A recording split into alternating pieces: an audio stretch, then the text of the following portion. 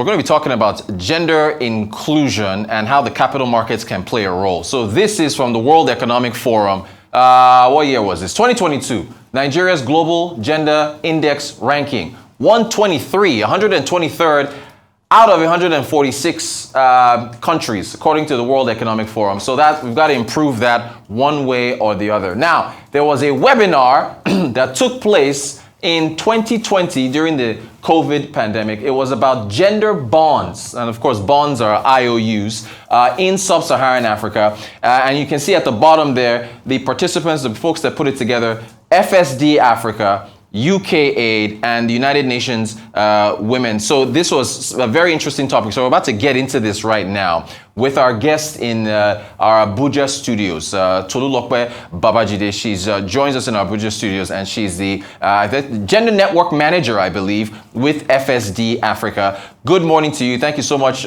for joining us. So can you provide like a brief overview of the current gender finance landscape in Nigeria? Thank you very much, and it's a pleasure being here in the studio with you today. I work with an organization called Financial Sector Deepening Africa. Financial Sector Deepening Africa was established in 2012 with the support of the UK government. It is a specialist development agency working to make finance work for Africa markets, for Africa's future. And our programming are designed in such a way that it addresses the systemic challenges within the Africa's financial market with the aim of sparking large-scale and long-term change. So going straight to your question, over the last few years, there has been significant awareness about women and girls, particularly after the COVID-19 pandemic. And what we've seen in Nigeria also is that there is more attention that is being paid to women and girls, and the role that the women play in Nigeria's economy, what they contribute to the nation's GDP, and what can be done as a means of channeling more capital, more financing to women-owned businesses. And I would say that there has been significant progress in women's financial inclusion in Nigeria as a result of the concerted efforts of the government in formulating inclusive policies which catalyzes the way that women access finance and the way that women access financial services and products. So as far as the current challenges and opportunities, current challenges and opportunities for increase of, let's talk about the gender bonds, because we saw that webinar that took place in 2020. First of all, how do you, a bond is an IOU. You buy a bond, you get your coupon payments. You pay your principal, you get coupon payments, and then you get your principal back at the end of the life of the bond. But what's the difference between a gender bond and a regular bond? Is it the purpose behind it? So let's talk about gender bonds.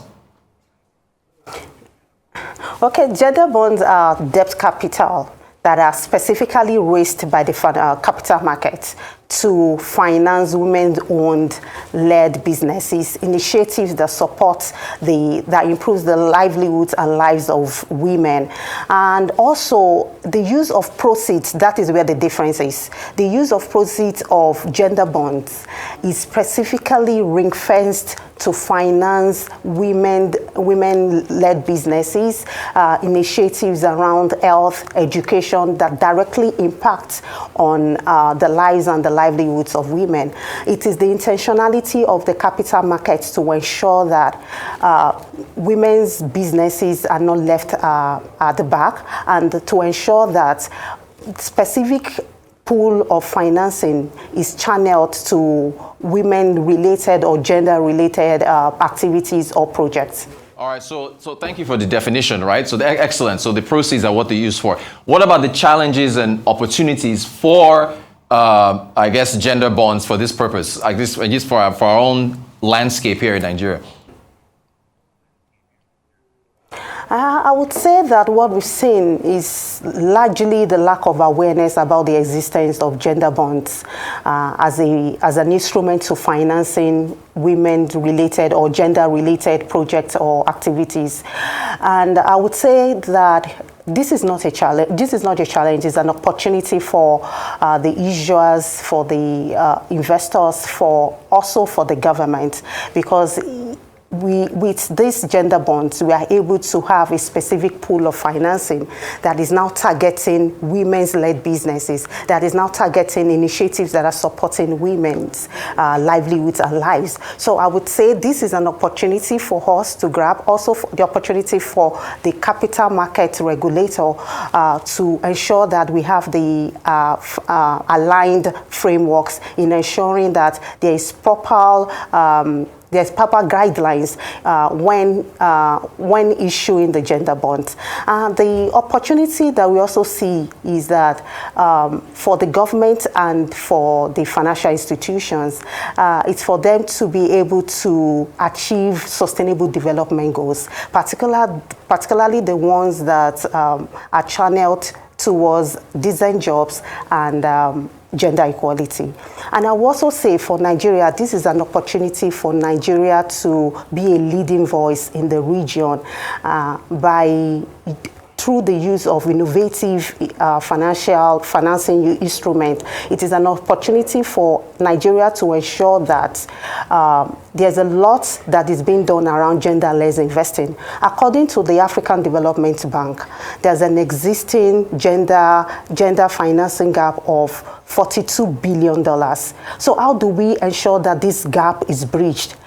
Gender bonds is a way of achieving this. It is a way of bridging this gap and creating auxiliary impact. Great stuff. So, whether it's a government or private sector that's floating that bond, it's still investors that will buy into it, right? Are there any other ways of bridging the gender finance gap in Nigeria, I guess, beyond the bonds? Is there anything else that we can look at the private sector and the public sector to maybe come together or do things separately for the same purpose of bridging that gap? How can that gap be bridged?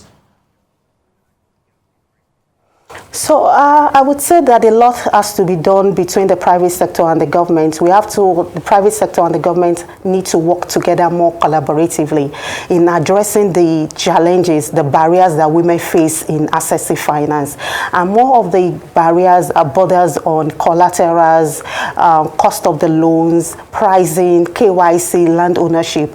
If the private sector and the government are able to work together more collaboratively, we will see a significant uptake of women, accessing finance and also accessing financial services and products. Another challenge that we've also had in time past is about the various segments of women. Women are not a monolith. We have various categories of women based on their opportunities and their experiences. The financial needs of a woman in rural areas is totally different from the needs of a woman in urban area. The financial needs of women in businesses also differ based on the size of their businesses. So it's very important for financial institutions to identify these various women segments and then begin to design contextualized financial services and products for these women. Are there any lessons that Nigeria can learn from other African nations? In a minute, if you can. I think Tanzania or maybe other African nations, Ghana, Morocco, when it comes to creating impact using sustainable finance for this purpose? So what we've seen in these three markets is that it is possible to use gender bonds to finance women-owned businesses and initiatives that improve the livelihoods of women. We've seen gender bonds being used as an instrument to catalyze the investments that is going into women's-led businesses. And also we've seen the possibility of gender bonds in changing the narrative around gender-led investing. And what we've seen in Tanzania, particularly with NMB Bank, is a woman that suddenly has a pool of financing available to her. She's able to move from that point of subsistence to the point of scalability. And that is where a lot of a lot of women in business are at now. We have a lot of women in business that are at the point of scaling. They need operating capital. So how are we ensuring that we provide that patient capital to them? And that is what we've learned in Tanzania. Also in Morocco, we've learned that it is important to identify these various segments of women. Women are not monoliths, just as I've earlier mentioned. We need to know who these women are, where they are, what are their financial needs, and what is the business case for serving each of these women's segments, and then begin to really design products that will reach them. Also, I wanted to touch on the comfortability in which women access finance. In a lot of, in Nigeria, for example, a lot of women in business shy away from accessing debt financing because of the barriers that they typically face. But we believe that with the gender bonds and with the intentionality that we, FSD Africa, are bringing to supporting the financial institutions, more women will be comfortable in accessing debt financing because they know that this debt financing is specifically created for them.